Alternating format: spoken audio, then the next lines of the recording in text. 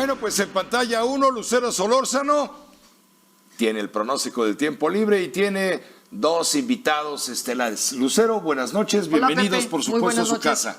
Muy buenas noches. Bueno, primero Giovanna Zacarías, un gran gusto que estés con nosotros. No, más para mí. Bienvenida, y Alejandro Springal. Ya sabes que encantados de estar aquí. Director. Sí, ya le está buscando venir aquí seguido. Sí, ya. Ya me está bueno, me da mucho gusto. Director y actriz, entre un reparto muy amplio, de una película mexicana que se llama Sonora, que se estrena el día 6 de septiembre. Y es una película muy interesante, me gustó mucho.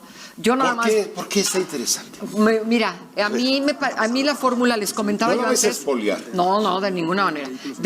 La fórmula, les comentaba antes de entrar al aire, que esta fórmula de reunir a varios personajes que no se conocen entre sí y que tienen que compartir un espacio en situaciones adversas, te da para contar historias muy interesantes. Y esta es una road movie que está armada con ese esquema. Alejandro, tú que eres además el autor del guión. Totalmente.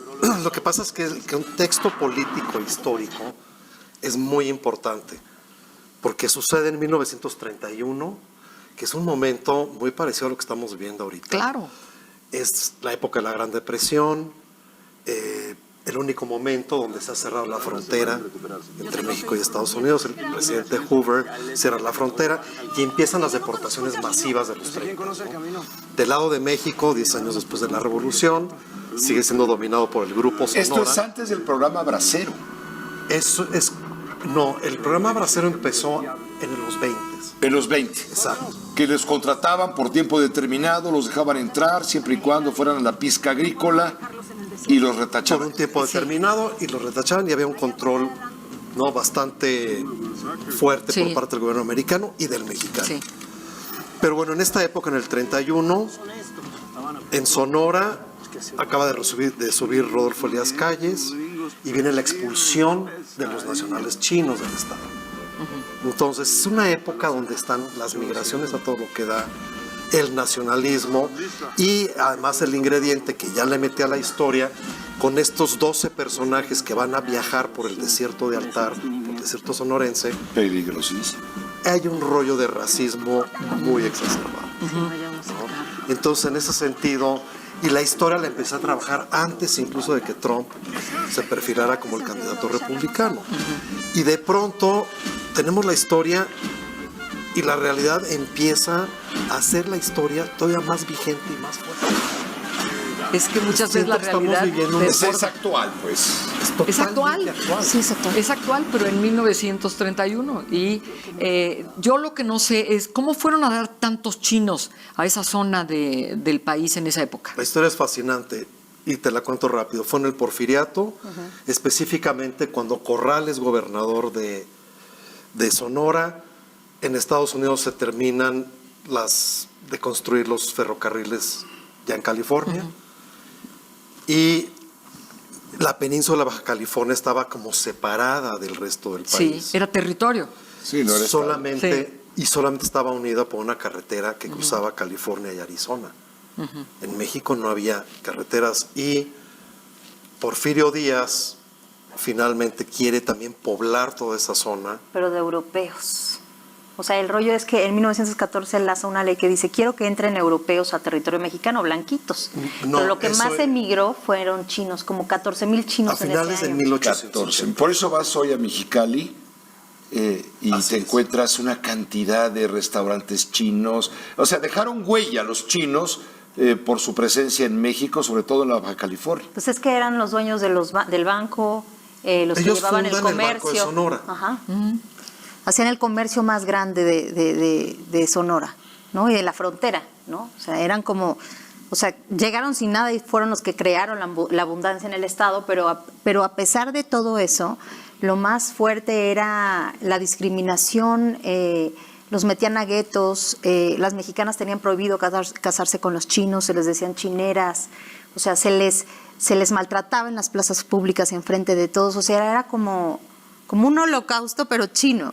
Sí, sí. En el país, que no está en los libros de historia y que está olvidado. Por eso el otro día que nuestro señor presidente decía que había que pedir perdón los españoles, y yo decía, pues Los chinos también, nosotros deberíamos de pedirle perdón a los chinos y bueno, lo nombró, pero esta historia, este pasaje me impresiona que no está y creo que los mexicanos tendríamos que saber. Hay muchos pasajes ocultos en la historia de México, la guerra con los apaches, por ejemplo, que son mexicanos, que son entre chihuahuenses, sonorenses, de Arizona. Es una historia que Álvaro Enrique ha contado en su libro, donde hace la biografía de alguna forma de Jerónimo. Ya hablaremos, no me quiero desviar. Bueno, el hecho es que en esta película, por X circunstancia, que no les vamos a platicar, 12 personajes, todos desconocidos entre ellos y además muy diferentes, y además con ciertos fanatismos, 2 o 3 entre ellos, tienen que tomar el coche que vemos ahora en la pantalla, que maneja el personaje del esposo de Giovanna, que se tiene que quedar. Y, es Flavio Medina, un gran actor. Sí, también. Y los van a llevar a Mexicali.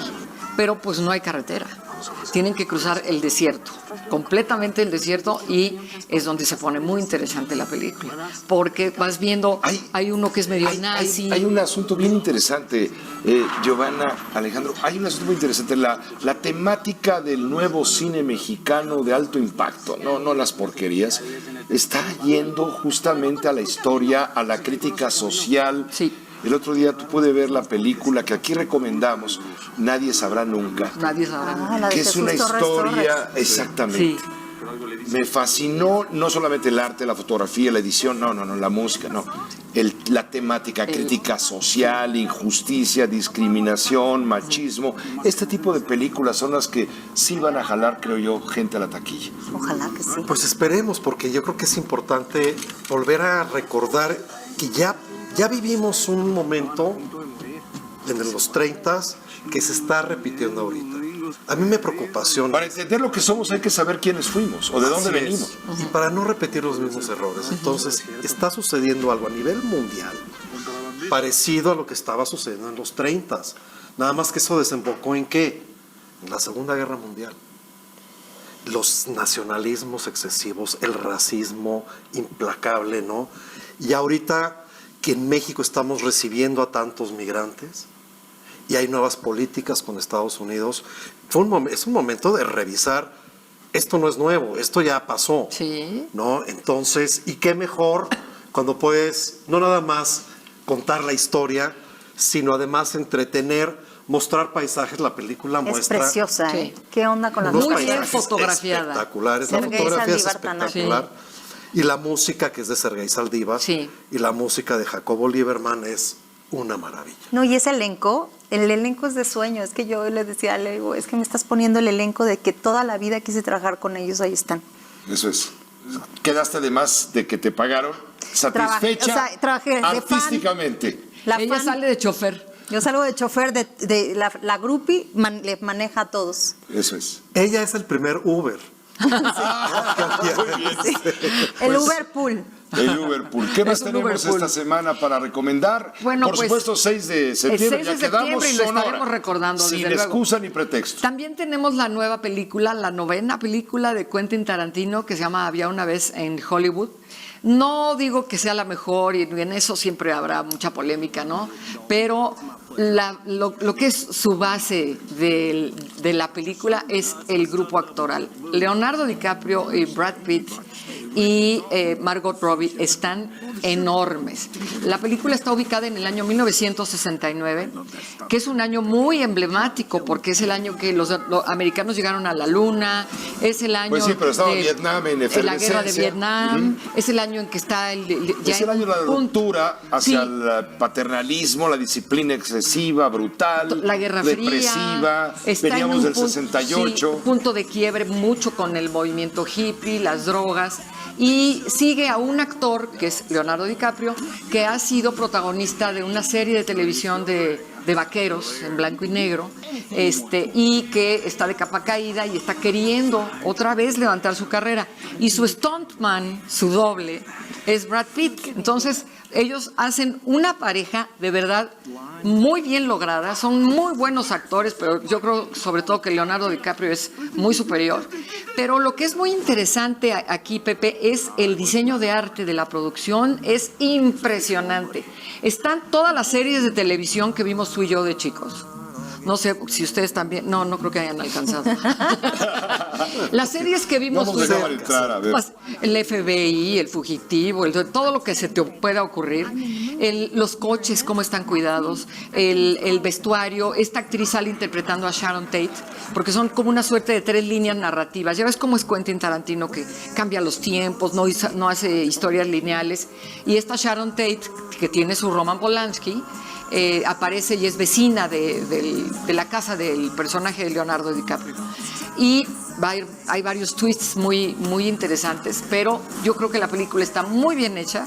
Insisto, no podría decir, es nostálgica, es un homenaje al cine, a la televisión, a la radio, de esos años, de esos 60s. Pero de verdad creo que es una película muy recomendable. ¿Yesterday también la traes? Yesterday es para la semana que viene. ¿Ah, sí? Yesterday estrena el día 30. Ah, bueno, muy bien. Ajá, es una que te va a gustar porque se trata de que un chavo X... nostálgica, por alguna situación que no voy a detallar, resulta que los Beatles nunca existieron, pero él sí conoce las canciones de los Beatles. Entonces toca Yesterday, Something, Let It Be, toca todo y todo el mundo impactado con el talento, ¿no? Hasta que pues ya hay un problema ahí de como hasta de ética, ¿no? De cómo voy a seguir haciendo esto, estoy plagiando. Se pone buena. La platicamos la semana que entra. Está bueno. ¿Qué más? Okay. ¿Es todo? Y pues yo creo que para el día de hoy sería lo interesante. ¿Vas a ir al maratón? El domingo, ¿verdad? Sí, a sacar la lengua ahí, a correr 42.195 kilómetros. A mí lo que me gusta es caminar. 42 kilómetros, 195. Caminar te camino. De guapa porque corrías, yo me acuerdo. Sí, ¿verdad? Pero el chiste es correr en tacones. Correr en tacones para que se te tuerzan los tobillos. Ciertamente. Pero no, yo prefiero caminar. Les echo porras a los que vayan a la carrera. Y si no, nos vamos a Sonora.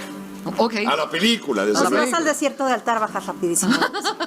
Muchas gracias Alejandro. Muchas gracias, Pepe. Pepe. Por estar con nosotros, por estar con Uno. Gracias, Lucero. Gracias, muchas gracias.